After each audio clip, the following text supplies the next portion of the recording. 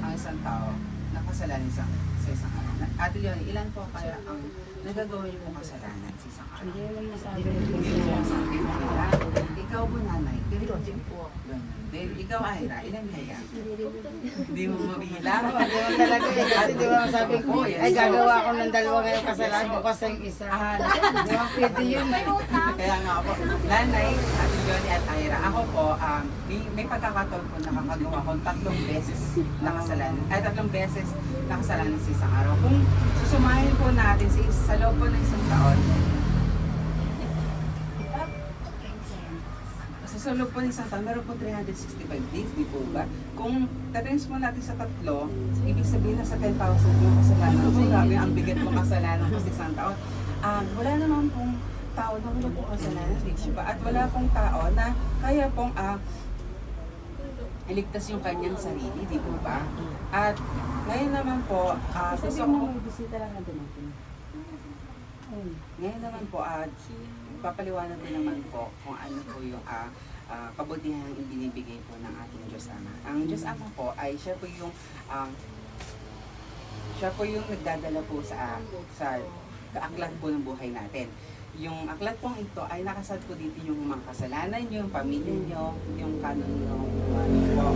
Lahat po ng detail about sa inyo nandito po. Ngayon po, dahil po sa kabutihan ng Diyos Ama, ibinigay niya po, inialay niya po si Jesucristo, inaba niya po. And then, yung mga kasalanan po natin na nandito, nakasaad, ay siya po yung nagdala, siya po yung kumuha, at siya po yung nagdadala po ng mga kasalanan ngayon sa pamagitan ng pagsasakripisyo niya. Ganun po kabuti ang Panginoong Diyos po. Di po ba? Na dahil po sa pagsakripisyo po niya at dahil po sa kabutihan niya, lahat po ng kasalanan, hindi ba man po tayo nasisilang sa mundo, inadala po yung kabutihan niya. Kaligtasan po natin. Ngayon naman po, sinin naman po mag-explain about naman po sa pananampalataya. So yun, di ba sinabi na walang sino man na matuwid sa atin, kahit isa man sa atin. Hindi natin halos deserving yung kaligtasan. Pero dahil sa ginawa ng Diyos, nagkaroon tayo ng kaligtasan. So sa paanong paraan ba tayo makakaroon ng kaligtasan? So importante na magkaroon tayo ng pananampalataya. So ayon sa John 3:16, dahil sa pagmamahal ng Diyos sa sanlibutan, ibinigay niya yung kaisa-isang anak niya na kung sino man ang sumampalataya sa kanya ay hindi mapahama kundi magkaroon ng buhay na walang hanggan. So sinasabi dun sa verse na yun na kapag nagkaroon ka ng pananampalataya kay Kristo, doon ka magkakaroon ng kaligtasan. Gusto ko lang din po i-share yung about po dun sa example namin na upuan po. Kung napapansin po natin, pag nakikita po natin yung upuan, parang bagay lang po yun, di ba? Parang nandyan lang yan. Kapag po tayo ay merong dinadalang bagay at tayo po ay nakatayo at kung wala po upuan, di ba napakahirap po sa atin? Nangangalay po tayo, napapagod kasi maghapon tayo nakatayo, may dinadala pa tayo. Pero kung iisipin po natin mabuti, kung yung upuan na yun ay si Kristo, at pag inupuan natin yung upuan na yun, gagawin yung pakaramdam natin. Hindi lang po yung pakaramdam natin, pati yung dinadala natin. Ganun po kabuti ang Panginoon sa bawat isa po sa atin. Na talagang hanggang ngayon po ay meron po tayong kaligtasan at kabutihan na kapanggap po sa Kanya.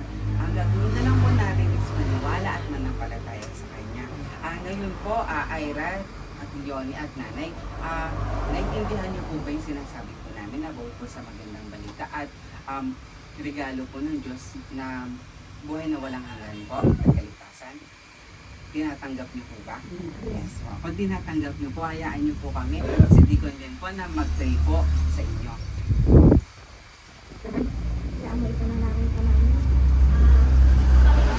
Pagkakita sa lahat, maraming po salamat sa buhay ni Ira, sa buhay ni Leonie at ng kanyang nanay at ng kanilang pamilya, Lord. Dinadalangin ko po na nawa, Panginoon, sa pagtanggap nila na ikaw ang kanilang tunay na Panginoon, tunay na tagapagligtas ng aming mga buhay, Lord, ay alam po namin na natanggap na po namin ang buhay na walang hanggang regalo mo po para sa amin.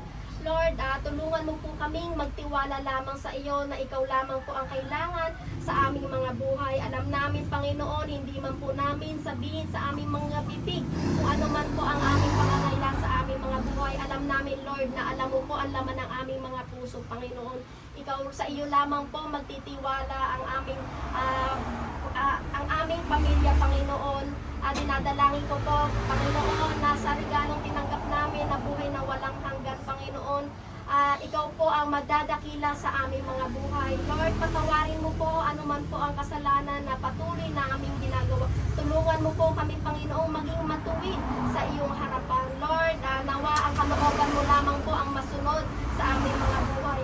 Lord, dinadalangin ko po ang pag-aaral ni Ira, ang hanap buhay nila Leonie, na kanyang asawa, ang kalusugan ni nanay, ang kalusugan ng kanilang buong pamilya, Panginoon, ng kanilang mga anak. Patuloy, Panginoon, na ikaw po ang humipo sa kanila, Panginoon. Ikaw po ang gumabay sa kanilang mga buhay. Sa iyo lamang kami magtitiwala. Ito po ang aking samot namin sa matamis na pangalan ni Jesus na aming tanging tagapagligtas.